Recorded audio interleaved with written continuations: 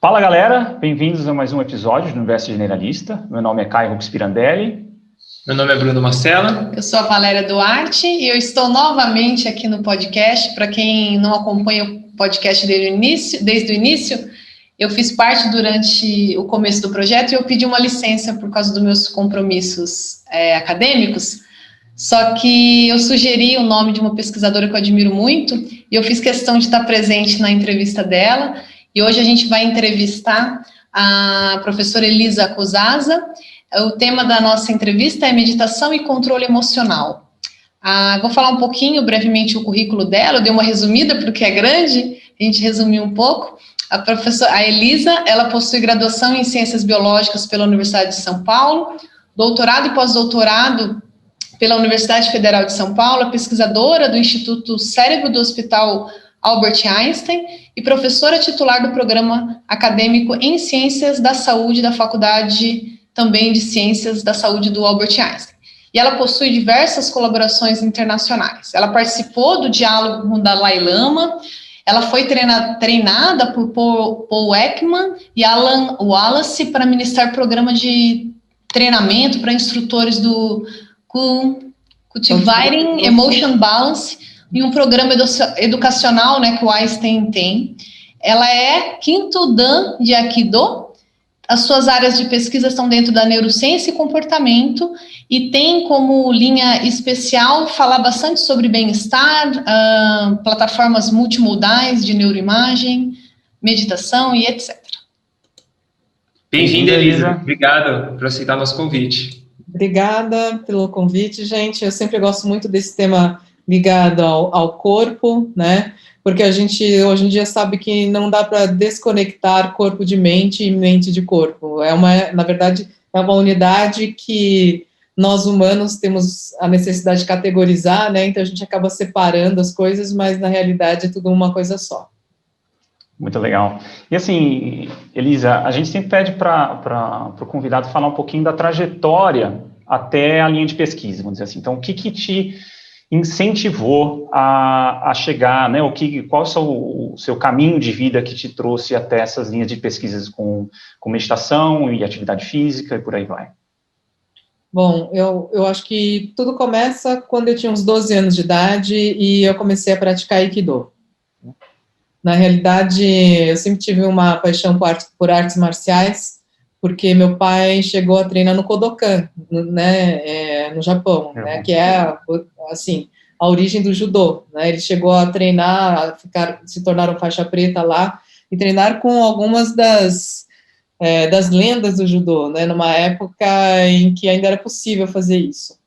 E aí, eu queria ter começado a praticar judô mais cedo, mas minha mãe não deixou, né, ela achou que era muito violento e tal. Aí, quando meu irmão começou a treinar Aikido, a convite de um amigo, eu falei, não, eu quero ir treinar. Aí eu comecei a treinar, meu irmão acabou desistindo na faixa azul, mas eu continuei e fui até o 5º grau faixa preta.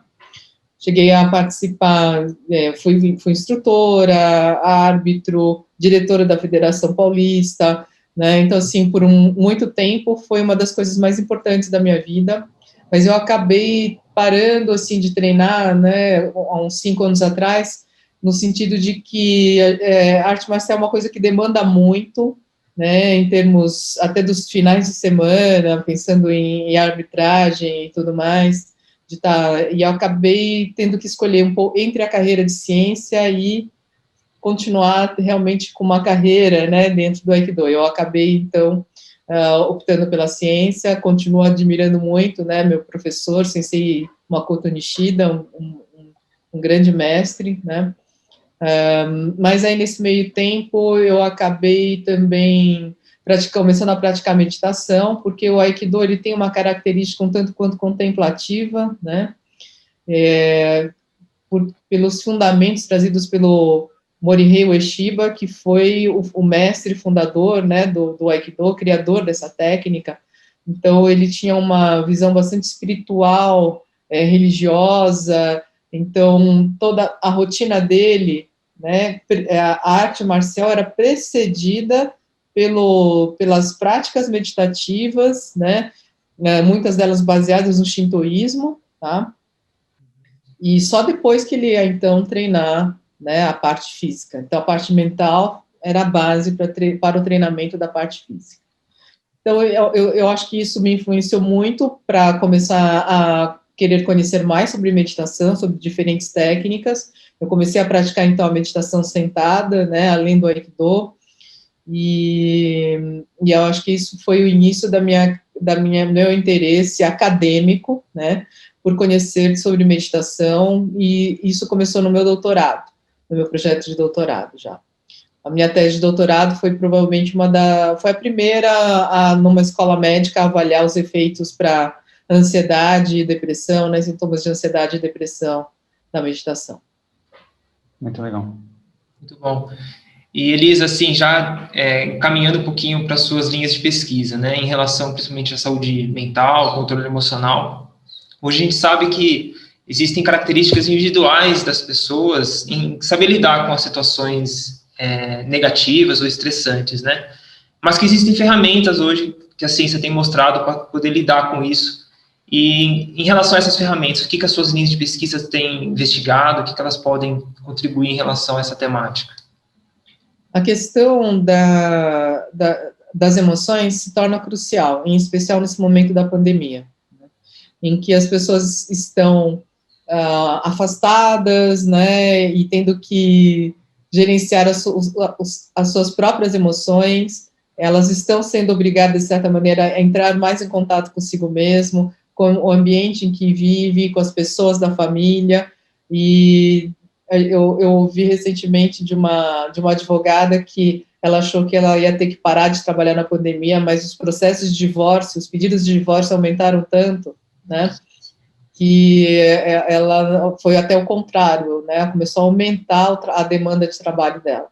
Uhum. Por quê? Porque as pessoas, quando estão numa rotina e elas podem estar fora de casa por muito tempo, é uma coisa. Agora, quando elas têm que estar juntas, né, por muito tempo, várias questões que não são tocadas, não são trabalhadas no dia a dia, elas surgem de uma forma inevitável, né? Dentro do meu treinamento em relação à gestão emocional, eu coloco primeiro a própria arte marcial. Eu comecei a treinar e sempre a gente é minoria, né? Mulher é minoria em arte marcial. Felizmente eu vejo que as coisas têm mudado, mas você imagina quando eu tinha 12 anos, ou seja, quase que há 40 anos atrás. Uhum. Quase que há 40 anos atrás. Então, eu sempre via que eu tinha que me relacionar com os meninos de uma forma igual, né? Ou senão eu não teria o meu espaço. E para mim isso sempre foi muito natural. Como eu gostava muito de praticar, de treinar, então eu estava lá o máximo de tempo que eu podia, ia me envolvendo e aprendi a criar o meu espaço, né? Então eu acho que a gestão emocional também é um interesse que começa com a minha prática do Aikido.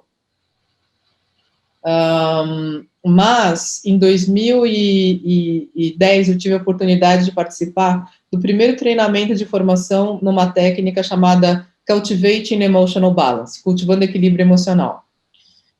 Essa técnica, ela veio sendo criada desde 2000, né, pelo Paul Ekman, que é considerado um dos 20 maiores psicólogos do século passado. Quem não conhece Paul Ekman diretamente, conhece indiretamente pelo desenho Divertidamente, né, foi ele que criou os personagens do desenho Divertidamente.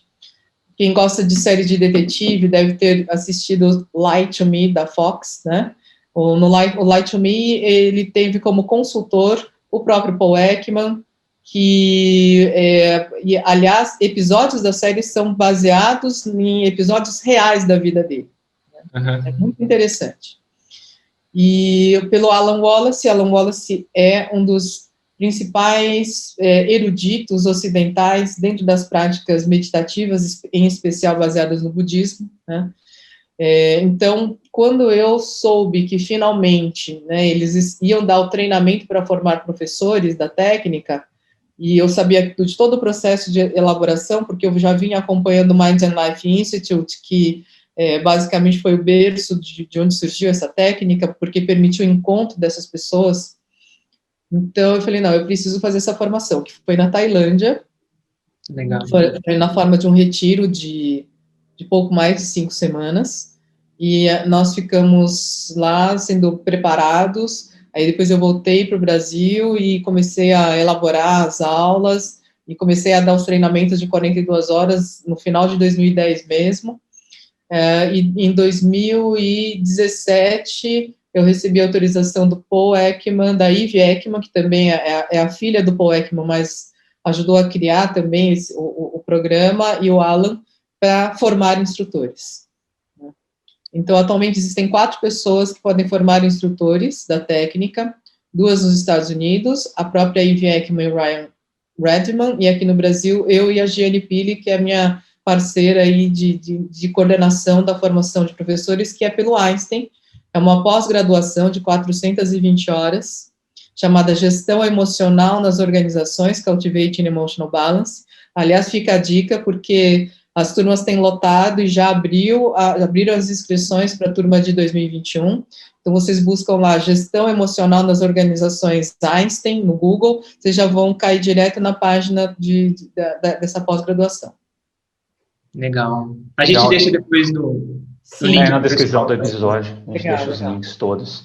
E, Elisa, a questão da meditação, né, o que é, né? Ela é não pensar em nada, é meditar, e qualquer pessoa pode meditar. Como é que funciona esse processo para as pessoas que não têm muita familiaridade com meditação?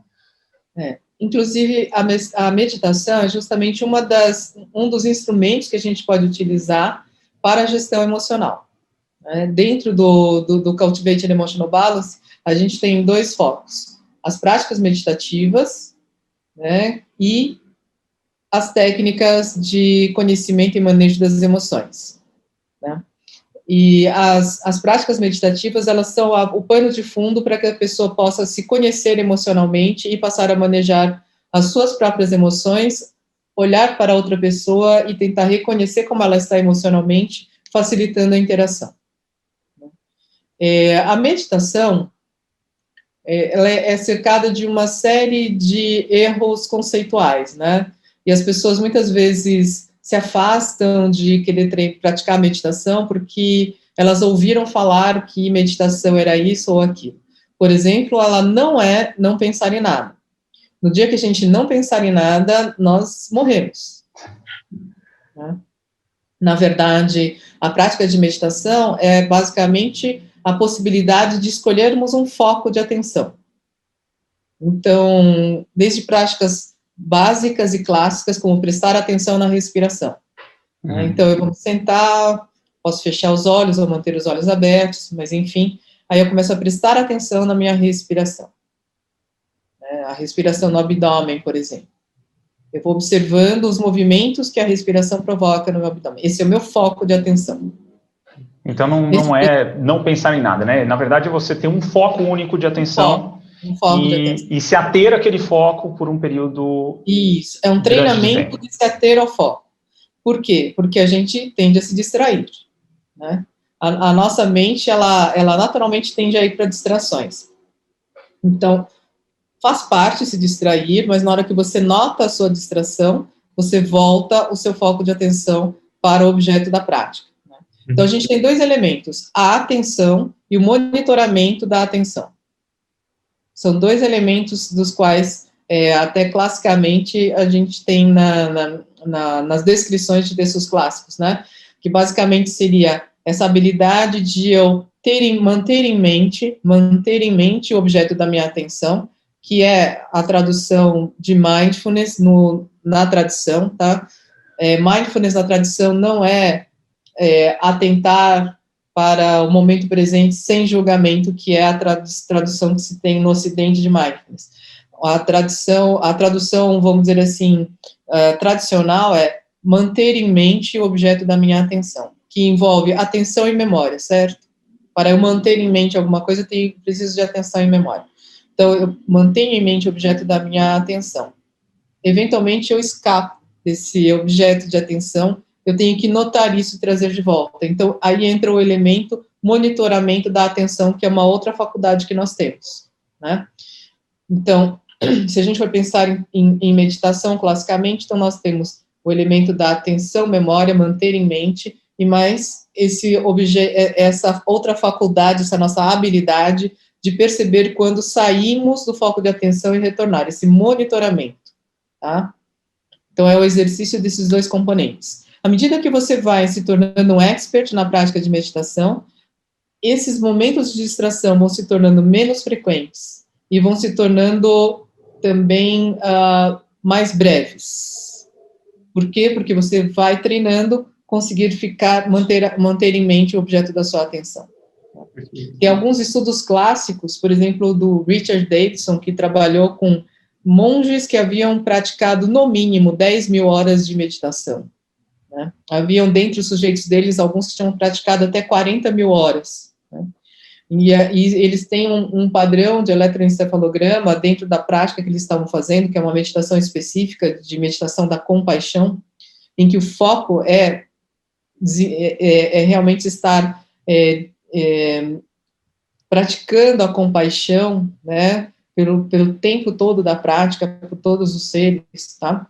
Então, se observa um padrão de eletroencefalograma muito característico e praticamente ininterrupto, né, o que provavelmente indica que essas pessoas conseguiam manter em mente com poucos episódios de distração. Uhum. Legal, Elisa. Entrando nesse tema, né, dos efeitos da meditação no cérebro, a gente sabe que nas últimas décadas, né, a gente tem um avanço tecnológico, né, de equipamentos de imagem, que fizeram a gente entender um pouquinho dos efeitos, né, da meditação no cérebro. Queria que você falasse um pouquinho para a gente sobre essas áreas, né, que a ciência tem descoberto que a meditação influencia, que modifica essas estruturas, e como essas estruturas modificadas pela meditação pode impactar a qualidade de vida dos seus praticantes, né? Que eu acho que essa é a intenção de todo mundo que começa a meditar, né? Ter uma vida melhor e assim por diante. O que eu vejo de importante as pessoas entenderem que praticar a meditação formalmente por 20 minutos, meia hora ou mais, enfim, né, não teria valor nenhum se não fosse todo o resto do dia, né? Então, se eu pratico por meia hora, o que importa é o impacto que eu tenho para as minhas 23 horas e meia. Se eu pratico por uma hora, é o impacto que eu tenho em cima das minhas outras 23 horas. Né? E isso implica, então, que durante o dia eu consiga resgatar aquele estado, ou que eu consiga manter aquele estado o maior tempo possível. Né? Então, eu acho muito importante, quando a gente termina uma prática, ter em mente manter aquele estado durante o dia. E observar que na hora que eu começo a sair daquele estado, para um estado de irritabilidade, de querer, sabe, discutir, brigar desnecessariamente, eu note isso e resgate o estado. Nem que seja voltando a fazer uma prática mais curta, mais breve, que seja 2, 3 minutos, mas eu me ajude a resgatar aquele estado para que eu consiga estar mais centrado e presente no que eu estou fazendo. É um esforço mais constante, não é só o sentar, né? Tem que ser duradouro. Então, a ideia é realmente a transformação que faz no restante do dia. Né? Perceber os episódios emocionais surgindo. Se eu puder perceber quando a raiva está surgindo em mim, eu tenho uma chance de escolher como eu vou responder. Né? Uhum. Pode ser que eu resolva realmente responder de uma forma mais dura, né? É necessário, né? A gente tem que entender que equilíbrio emocional não é não responder emocionalmente. Equilíbrio emocional é responder de acordo com a necessidade, da forma mais adequada possível àquela situação. Determinadas condições exigem medidas e respostas mais duras.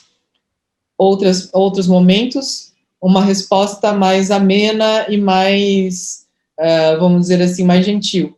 Mas saber o momento, perceber o momento de como expressar a emoção, é nisso que implica o equilíbrio emocional. Muito legal.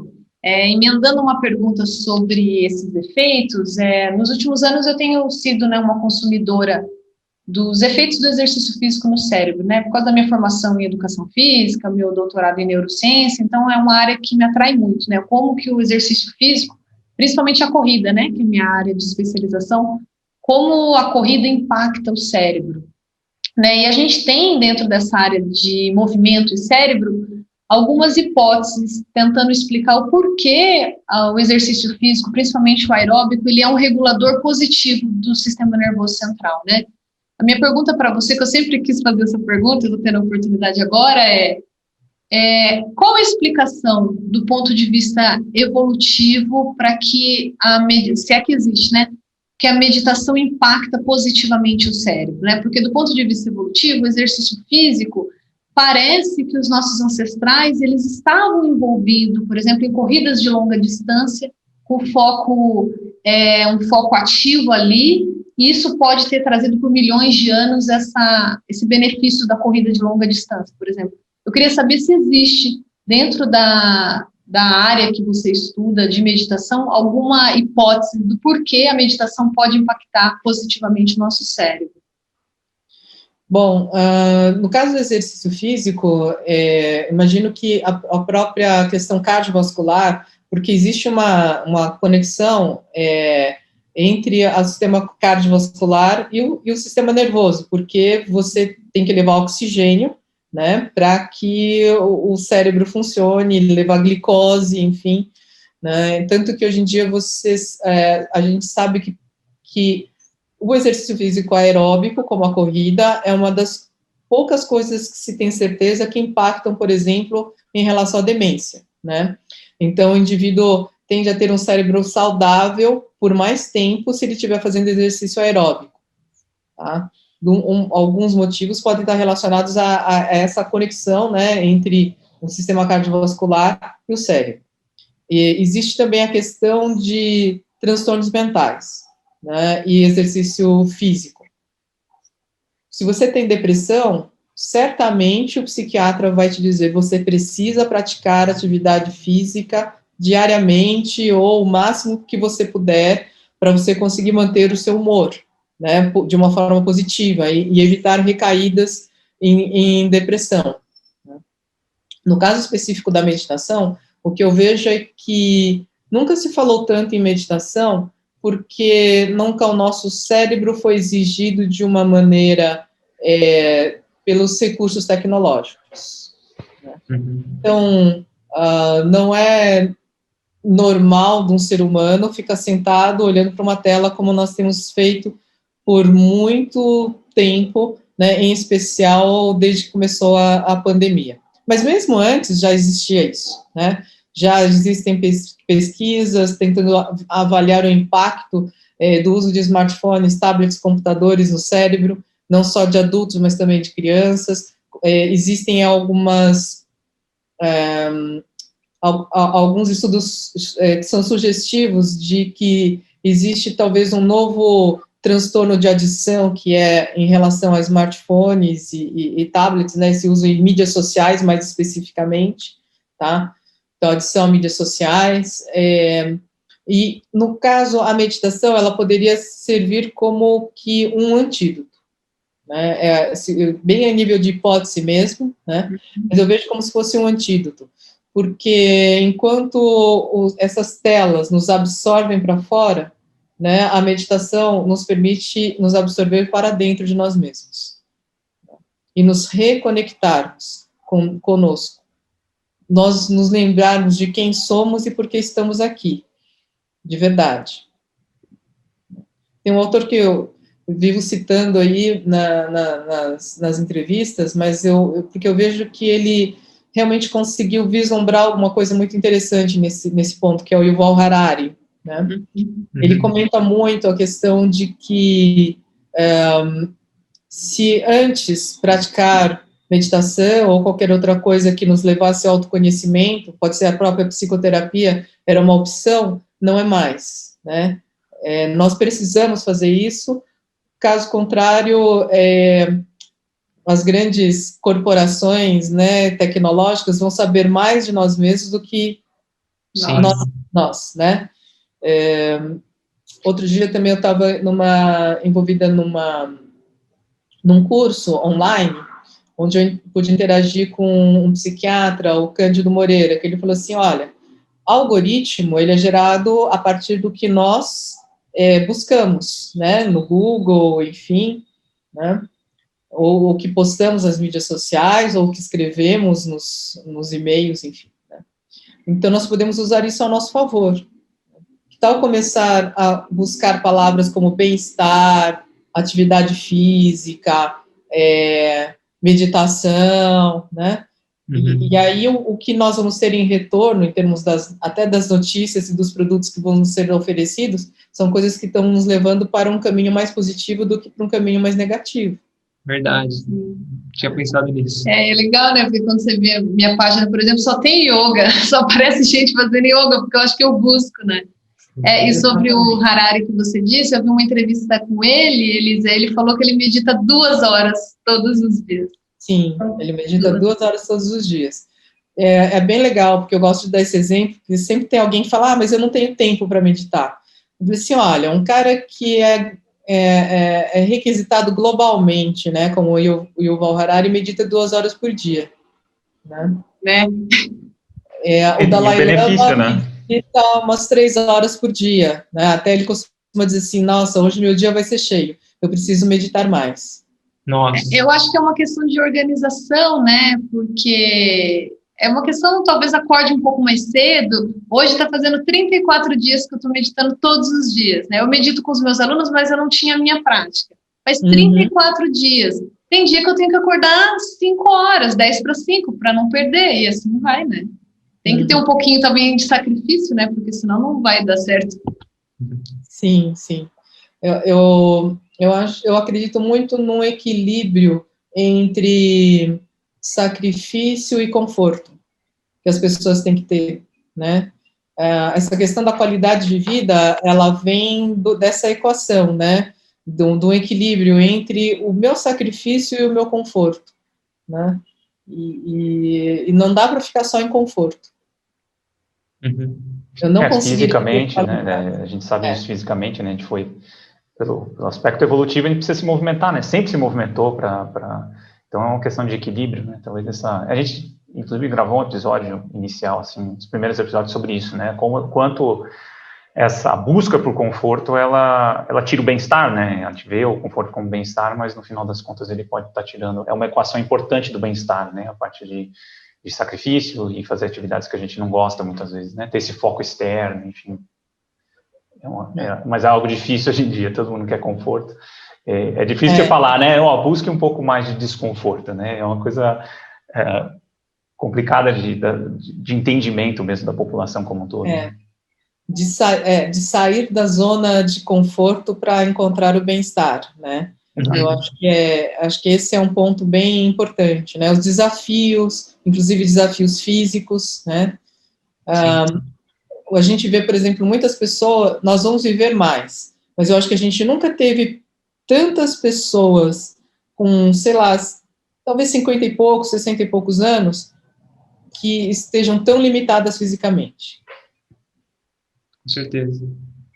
Então, viver mais com que qualidade, né? Com que propósito, tudo isso, acho que a atividade física, a meditação pode preencher, né, esse vácuo que é um vácuo perigoso, né? É um vácuo para a sociedade como um todo, né?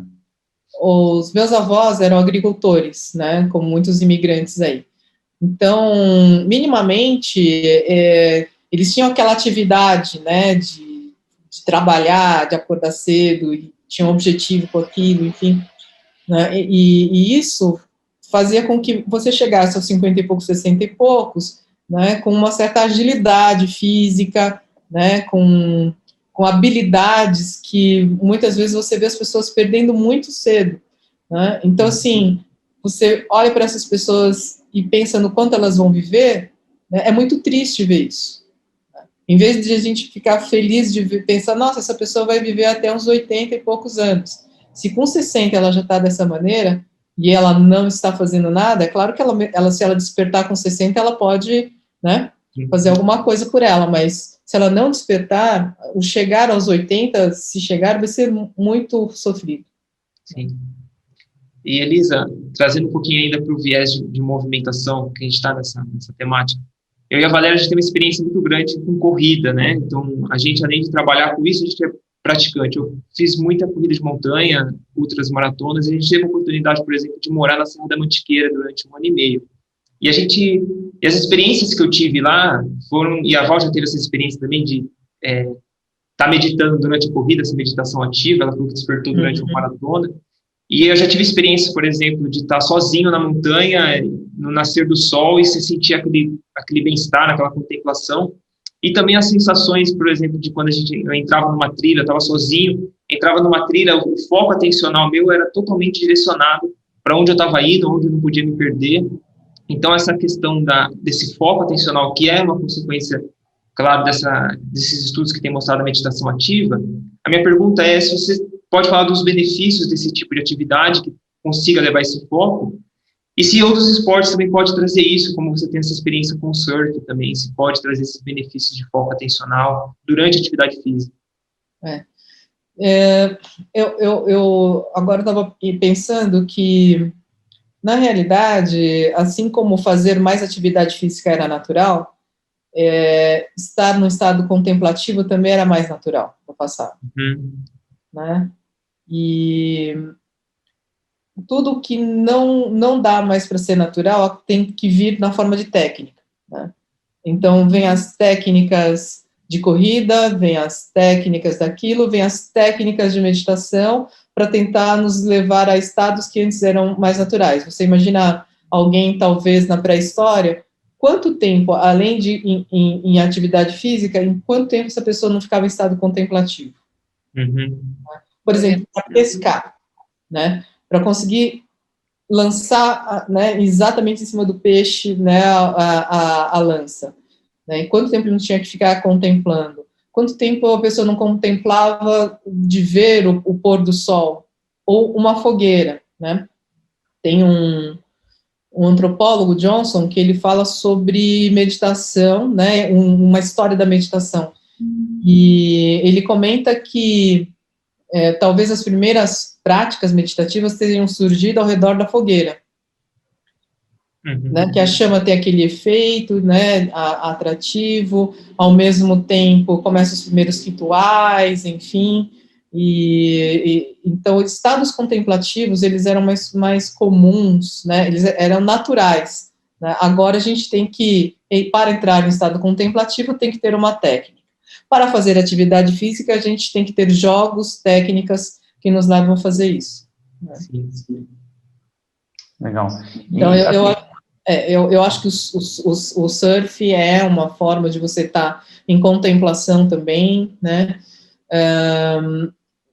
Assim como a corrida, arte marcial, né? Se você praticar arte marcial de uma forma tradicional, você tem que prestar muita atenção no seu corpo, você tem que prestar muita atenção nos seus movimentos, você tem que prestar muita atenção no ambiente, você tem que prestar muita atenção nas pessoas que estão ao seu redor, não só no seu oponente, né? Porque quando você está dentro de uma academia treinando, a gente sabe a dificuldade, o próprio Caio, né, claro, como faixa preta de Kyokushin, a gente tem muito pouco espaço, né, e se a gente não tomar cuidado também com as outras pessoas que não são nosso parceiro de treino, a gente vai se machucar ou vai machucar alguém. Então a gente começa a criar uma amplitude de percepção, né, que vem de um processo contemplativo, inclusive, né? Sim, inclusive a pergunta seria explorando esse aspecto, né, da arte marcial. Eu acho que, vamos dizer, esse ambiente de pouca opção, né? Eu acho que eu sou um cara que eu costumo falar que muitos dos problemas que a gente tem, eles seriam resolvidos em termos de sociabilidade e tudo mais, não resolvidos, mas amenizados se a gente ficasse sem energia elétrica por um tempo, né? Esse tipo de experiência, né, física. E aí a pergunta vai mais por esse lado da arte marcial tradicional, não só a arte marcial tradicional, por exemplo, eu fiz Vipassana, por exemplo, 2 vezes, né, que são 10 dias, sem falar, só praticando meditação o dia inteiro. E para mim foi um divisor de águas de entendimento da meditação e da meditação na arte marcial, né, nessa conexão entre arte marcial e meditação. Então, quão importante são esses ambientes mais, que hoje são tidos como extremos, vamos dizer assim, hoje a própria Kyokushin ou as artes marciais tradicionais tiveram que tirar o pé do acelerador em termos de agressividade ou dessas regras mais rígidas, mas o quanto você acha que é positivo ter ainda, ou vamos dizer assim, cultivar esses espaços mais, que hoje é tido como extremo, mas qual o benefício que ele traz, por exemplo, uma meditação de meia hora por dia e uma experiência de 10 dias de meditação o dia inteiro, sem se preocupar com mais nada, só aquilo, né?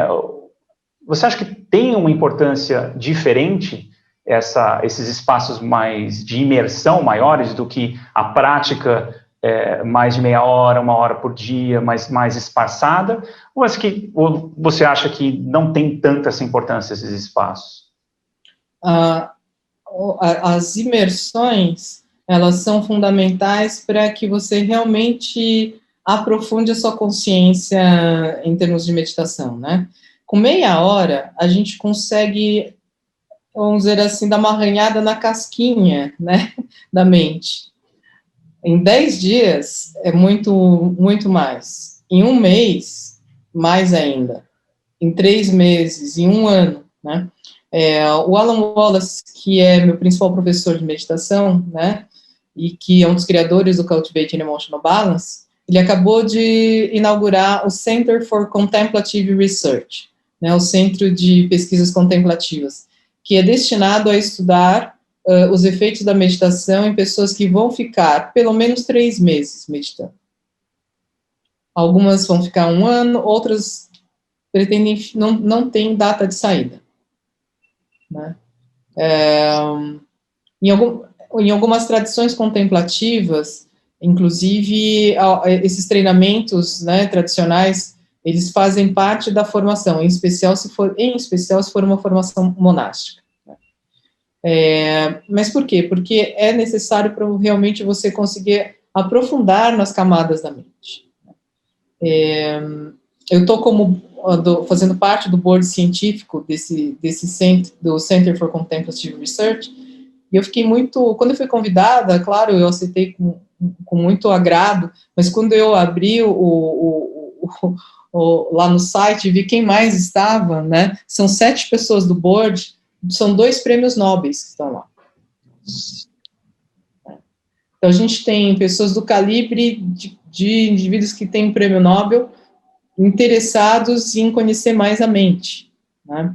Além dos 2 prêmios Nobel, né, o Stephen Chu e a Elizabeth Blackburn, a gente tem o Marcelo Gleiser também, famoso físico brasileiro, ele também faz parte desse board científico. E aí, como a gente já tinha citado, tem Harari, né, que é considerado um dos grandes pensadores agora do século XXI, que pratica 2 horas de meditação por dia, né? Então, tem algo nessa prática que nos leva a uma estabilidade. Eu acho que uma das coisas que as pessoas mais precisam buscar neste século é conquistar estabilidade. É muito triste a gente ver adolescentes, né, jovens com 15, 14, 15, 16 anos, que já não conseguem perceber um mínimo de base de estabilidade e estão perdidos por aí. Então, essa busca, se é para buscar alguma coisa, é buscar coisas que possam te dar estabilidade, porque esse século vai ser muito volátil, ele já é muito volátil. Então, essas experiências poderiam, por exemplo, uma arte marcial mais tradicional, um pouco mais ríspida, um pouco mais... Ela, sim, a princípio, as pessoas têm muita aversão a ela, porém, ela traz uma experiência que é difícil a gente ter, né, se for num ambiente, um período curto de tempo e tudo mais. Então, tem realmente essa diferença, né? Tem essa diferença, né? Meditação, pelo menos ter algumas experiências, como um mergulho de 10 dias, enfim. Porém, eu em especial em meditação, eu não recomendaria um mergulho de 10 dias para qualquer pessoa, no seguinte sentido. Eu recomendaria um mergulho de 10 dias de meditação para quem já vem praticando de alguma maneira. Uhum. Senão seria o mesmo que botar alguém para fazer uma corrida de 10 quilômetros, uma pessoa sedentária para fazer uma corrida de 10 quilômetros. Não será bom nem para a saúde física, nem, sei lá, para os joelhos, nem para a saúde mental, para nada, né? Então, para entrar numa prática de 10 dias, eu acho que você já tem que vir praticando, né? Existem alguns relatos de pessoas que surtam no meio desses retiros, em especial se a pessoa tem um histórico de transtorno mental, né, e não praticava meditação, sabe, tem uma série de questões aí, então eu acho que tem que ter um preparo, assim como para fazer o combate de 100 lutas do Kyokushin, você tem que ter um preparo de muitos anos para aquilo. Sim. Legal. Então, eu acredito muito que passar por algumas experiências bem fora da zona de conforto nos fazem ter estabilidade, porque nos faz com que nós possamos nos conhecer fisicamente e mentalmente. Inclusive, assim, eu treinei quando criança e depois voltei adulto, né, e foi exatamente a experiência extrema do Karatê, a lembrança e o sentimento que eu tive no treino mais forte e tal, que me fez voltar a treinar, né? Então, foi exatamente a imersão que marcou, e marcou de uma forma que me fez voltar a treinar, né? Então, acho que talvez na infância a arte marcial é muito importante para isso também, para dar essa experiência e ter essa memória para poder resgatar em algum momento, porque a gente sempre está oscilando, né, no universo atual, a gente está sempre mudando, fazendo coisas diferentes, então talvez essas experiências também seja uma forma de resgatar mais na frente essas práticas, né? Então, enfim. E eu acho que são fundamentais para que as pessoas possam lidar com as grandes dificuldades que a vida sempre traz, né? Elas podem ajudar muito, todas essas experiências, né? Ou com arte marcial, com meditação, etc., de uma forma um pouco mais intensiva, né?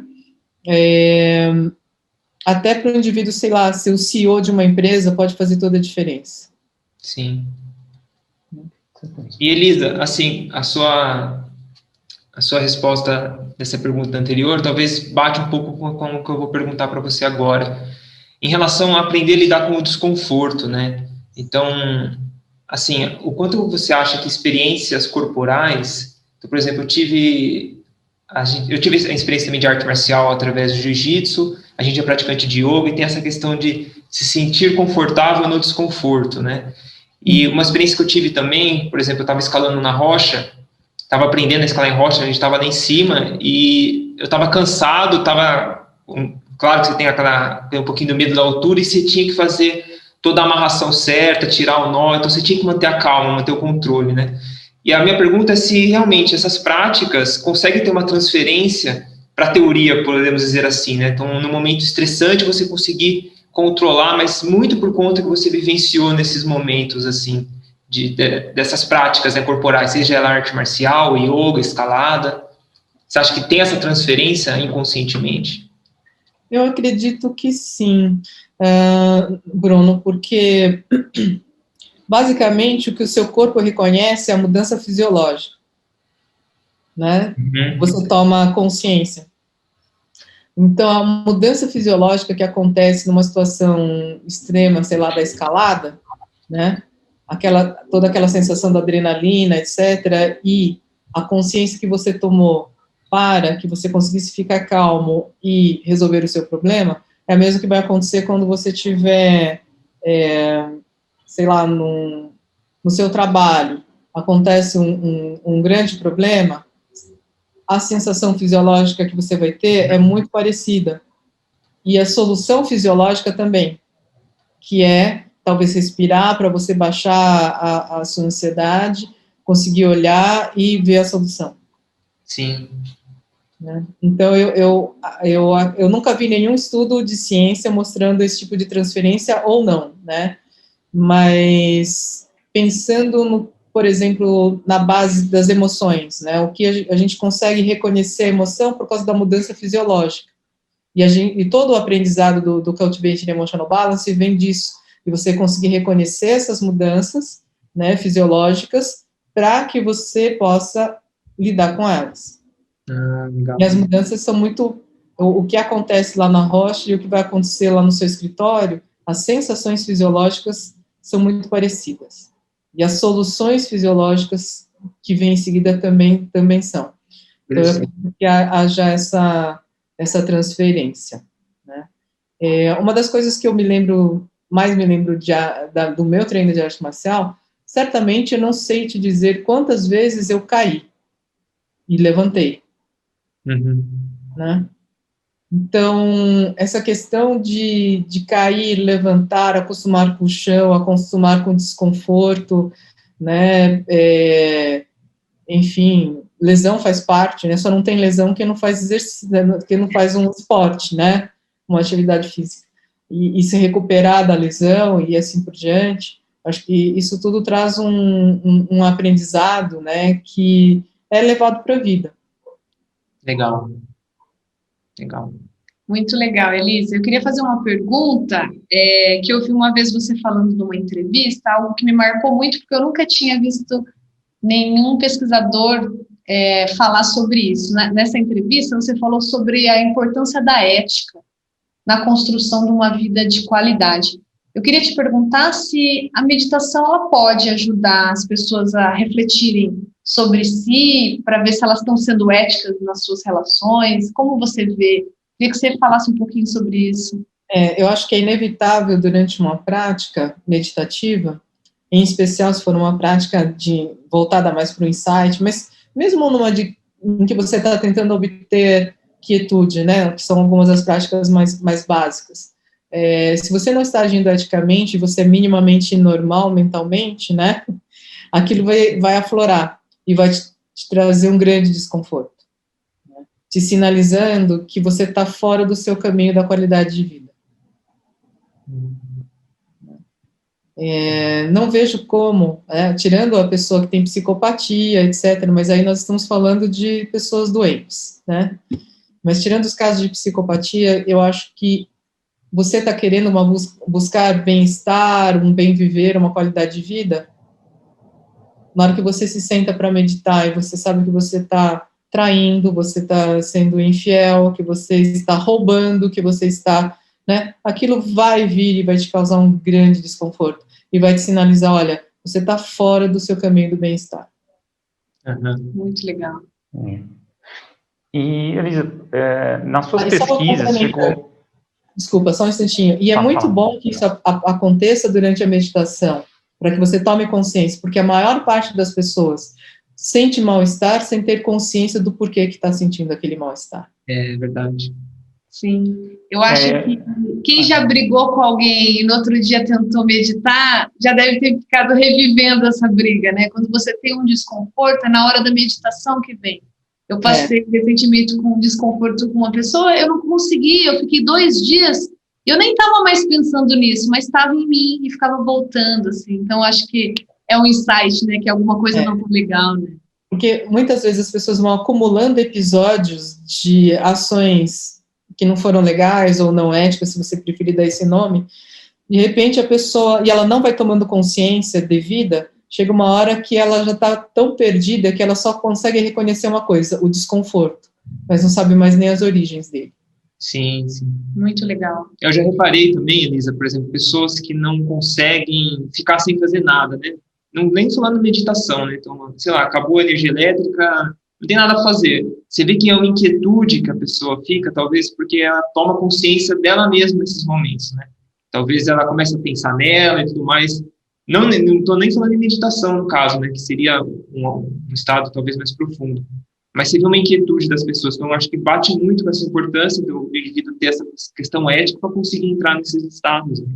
E acho que o Bruno está comentando isso porque eu e o Bruno, a gente morou na zona rural, de frente com as montanhas em Passa Quatro, e a gente levou a nossa família para passar um ano novo, e a gente não tem televisão, não tem agora e não tinha.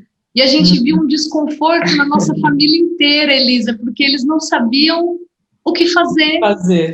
Sem fazer, né? Eu coloquei eles para fazer imaginação. Daí a gente ficou brincando de mímica, foi uma coisa muito gostosa ver os nossos avós assim no chão, imitando um bicho, e todo mundo tendo que decifrar, e foi uma experiência muito interessante sobre isso, como as pessoas não conseguem ficar sem um smartphone na mão. né, falando mais da atualidade. Legal. E, Elisa, assim, partindo mais para como dicas para quem quer meditar, né, você tem um artigo publicado que analisa os efeitos de uso de aplicativo, né, na saúde mental, e eles são uma boa forma de começar, de experimentar a meditação, né, e você acha importante, depois de um certo tempo de prática, tentar fazer sem, ou não tem problema sempre usar o aplicativo? Como é que você vê também essa relação com aplicativos e coisas que facilitam esse processo? Eu acho que é uma porta de entrada, principalmente para quem é muito conectado, né? Principalmente as novas gerações, né? Acho que é uma porta de entrada bem interessante. Mas a ideia de aplicativo, mesmo de meditação guiada, né, é sempre um começo, porque meditação mesmo não tem alguém guiando, não tem aplicativo, né? Sim. Mas é uma experiência inicial para ver se a pessoa se interessa, se faz bem, né? Então eu vejo como uma forma interessante de você iniciar o processo, né? Mas se você pensar em qualquer grande meditador que você conhece, você não vai ver ele com um fone de ouvido, né? Usando o aplicativo, né? Sim, mas talvez seja uma experiência inicial, porque eu já vi pessoas, Eu né? vejo como uma experiência inicial. Vou ser bem sincera, no começo, essa ideia me causava um certo desconforto inicial, mas depois que eu comecei a pensar de a gente poder acessar muitas pessoas que podem, então, depois começar a praticar e ver os benefícios dela, eu falei, não, vale a pena, né? O aplicativo que a gente desenvolveu, testou e tudo mais, ele é de acesso gratuito, é o Meditação Natura. A gente sabe que ele já tem mais de 300 mil downloads, né? Eu não sei exatamente quantos agora, porque esse valor que eu tenho é lá do início da pandemia, mas eu fiquei sabendo que teve um boom de downloads durante a pandemia, né? Nossa. Legal. Mas imagina só, uma das coisas que mais me traz satisfação é saber que, de alguma maneira, eu posso ter ajudado 300 mil pessoas. Uau. Com certeza. É bastante gente, né? Eu não conseguiria fazer isso de alguma outra maneira. Sim. Uhum. Legal. Elisa, para a gente caminhar para o final, você poderia passar alguns canais para as pessoas acompanharem o seu trabalho, ou dicas de leitura, ou vídeos dessa temática? Eu diria para as pessoas que têm familiaridade com a língua inglesa acompanharem o site do Mind and Life Institute, né? O Mind and Life Institute. Inclusive, a gente vai estar pelo Mind and Life do dia 5 a 8 de novembro, com o simpósio em pesquisas contemplativas, tá? Então, entrar no site do Mind and Life Institute, as inscrições estão abertas e estão num preço super bom, porque vai ser online pela primeira vez, né? E eu vou estar, eu organizei uma mesa redonda, um mini simpósio dentro dessa grande conferência, que é sobre cultivando uma cultura de compaixão nas organizações. Então, eu vou estar falando, vai estar a Emiliana Thomas, da Universidade da Califórnia, vai estar a Tyrolyn, só esperar um pouquinho, barulho. A Tyrolyn Fraser, da Emory University, vai estar a própria Eve Ekman, que é uma das criadoras do Cultivate an Emotional Balance, que ultimamente ela tem dado algumas consultorias para a própria Apple, né, para fazer com que esses equipamentos todos se tornem mais a favor do nosso bem-estar, né? É legal a gente ver que essas corporações também estão preocupadas em criar coisas que sejam mais saudáveis para as pessoas. Com certeza.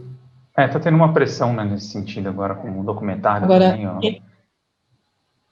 Quem quiser me seguir no Instagram é o Elisa, com S, Cosassa, K-O-Z-A-S-A.